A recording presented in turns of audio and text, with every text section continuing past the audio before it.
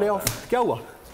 सही रहा as expected? नहीं, एज एक्सपेक्टेड नहीं था। लाहौर में खेल रहे थे। हाँ। मैं समझ रहा था लाहौर के अच्छे चांस है, मगर रन चेजिंग में फ्लॉप हो रहे हैं। दूसरा match on the trout Lahore में आ रहे हैं। बैटिंग कमज़ोर दिख रही है। आज ऑफ कलर दिखे हैं शाहीन शाह अफरीदी और रिजवान भी ऑफ कलर देखें, फ़खर भी आपको सो दिखे।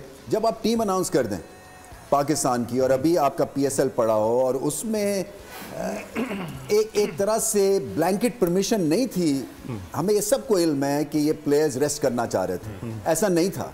सो एक तरह से ज़बरदस्ती हुई है और उनके एक्सप्रेशन से और उनकी पैशन और लैक ऑफ पैशन से पता चल रहा है कि something was not right today.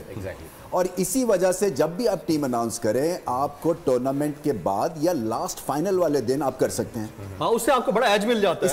इसलिए कि बॉर्डर लाइन पे यंगस्टर्स भी कुछ होते हैं जो कि टीम में आने की कोशिश कर रहे होते हैं, उनका भी दिल जो है वो बैट सा जाता है। But cricketing point of view से बैटिंग फ्लॉप शो था। और यही बात है, पिच दूसरी है, यहाँ पे आपको और तरह से ढालना है अपने आप को, स्ट्रेटेजी और बनानी है। जबरदस्त परफॉर्मेंस। गॉट अनदर चांस अगर वो नहीं है, मगर वो प्रेशर पड़ता जाएगा। देखें ना, ये इसमें फिर थोड़ा सा प्रेशर कम होता है, बट प्लेऑफ्स का एक अलग प्रेशर है। और पिच भी ऐसी है जहाँ गेंद थोड़ा सा फंस रहा है, थोड़ी सी इतनी बैटिंग के लिए ठीक नहीं है। सो जरा आदतें गलत पड़ गई थी पिंडी में, उसके बाद यहाँ पे आके अपने आप को दोबारा से ढालना है। वैसे रमीज भाई कमेंट अपनी जगह, by the way you are wearing very nice waistcoat. यार क्या बात है ये। Let's give you a big hand. जबरदस्त वेस्टकोट आपने पहनी है, लग भी अच्छी रही है। चलें सैकी भाई, मीडियम है सर। सैकी भाई इसका बात चलेगा भी तुम्हारा। सैकी भाई डबल एक्शन ये किसी के बस की नहीं है।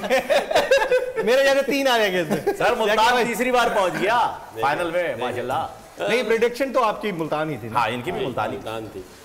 देखिए, जब भी जगह चेंज होती है ना, तो आपकी जो है ना स्ट्रेटजी वो बड़ी इंपॉर्टेंट होती है। आपने अपने आप को कैसे अडेप्ट करना है, कॉप करना है सिचुएशंस के साथ, एडजस्टमेंट कैसे होनी है। जैसे कल मैंने कहा था कि प्रेपरेशन, दोनों टीमें तगड़ी होंगी, जिसकी प्रेपरेशन अच्छी होगी वो उसको मार देगी।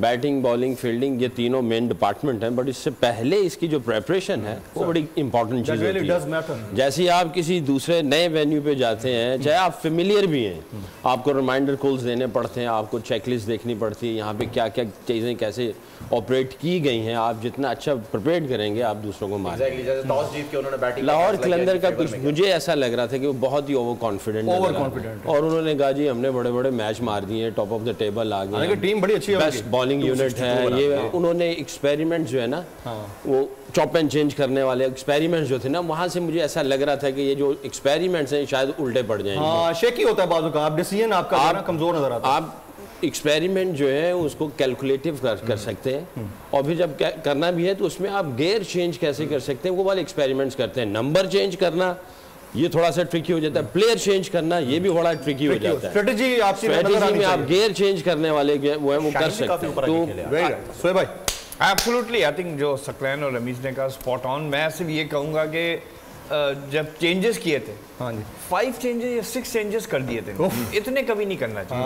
आप करें 2 कर दें, 3 कर, विनिंग कॉम्बिनेशन अपना ताकि आपका रिदम है वो ना टूटे। और आज बिल्कुल ये लग रहा था कि they were totally off colour, especially batting में।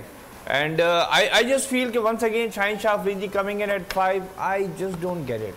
देखो, 3 विकेटें गिर जाएं T20 मैच में कोई बड़ी बात नहीं होती है, क्योंकि ओवर्स कम होते हैं और आप you can play out. But Shaheen Shah Afridi ने आके 4थी विकेट जब गिरी तो आपने सिकंदर रजा जैसे बल्लेबाज, जो कि लास्ट ईयर का player of the year almost है, उसको आप इतना नीचे भेज रहे हैं, राइट? सिकंदर रजा आ रहा है, डेविड वीजे आ रहे हैं। I mean you not bigger than them. So I think ये भी बात होती है कि जब आप चेस कर रहे हैं, या तो आप पहले बल्लेबाजी कर रहे होते हैं तो चलो ठीक है आप आ गए pinch hitter, but you are chasing, so you send your best batsman forward. ऐसा ही है, ऐसा ही। आप हारा हुआ बंदा आगे भेजेंगे तो यही होगा। अच्छा, आपकी तरफ आने से पहले सर जरा को चेयरमैन बोल शोएब शेख के खिलाफ मनगढ़ंत, झूठा और बेबुनियाद केस। हुकूमत इंतकामी कार्रवाइयों पर उतर आई। रिश्वत देने के झूठे इल्जाम के पीछे असल हकायक वो ले आया अवाम के सामने। सिंध हाई कोर्ट की जानिब से 10 मार्च को एग्जैक्ट केस में बरियत का फैसला भी दे दिया गया, जो रिश्वत के इस इल्जाम को झूठा और बेबुनियाद साबित करने के लिए काफी है। सवाल ये उठता है, न रिश्वत लेने वाला न देने वाला मौजूद, तो फिर ये मुकदमा क्या है? गुज़िश्ता 5 सालों में ना तो कोई गवाह पेश हुआ और ना ही कोई सबूत सामने आया, जबकि कोई इंक्वायरी अमल में नहीं लाई गई। जब मुल्ज़िमान से कोई तहकीकात नहीं की गई, कुछ साबित नहीं हुआ, तो फिर ये मुकदमा क्या है? इससे कबल केस की इंक्वायरी कमेटी के सामने खुद जज कादिर मेमन ने रिश्वत के इल्जाम की तरदीद की थी और कमेटी को तहरीरी तौर पर आगाह भी किया था। इस झूठे और बेबुनियाद केस की कानूनन कोई हैसियत नहीं। सिंध हाई कोर्ट इस मुकदमे में शुएब शेख को बरी कर चुकी है, तो फिर इस नाम नेहाद इल्जाम की कानूनी हैसियत क्या है? बोल इंसाफ का मुंतजिर है।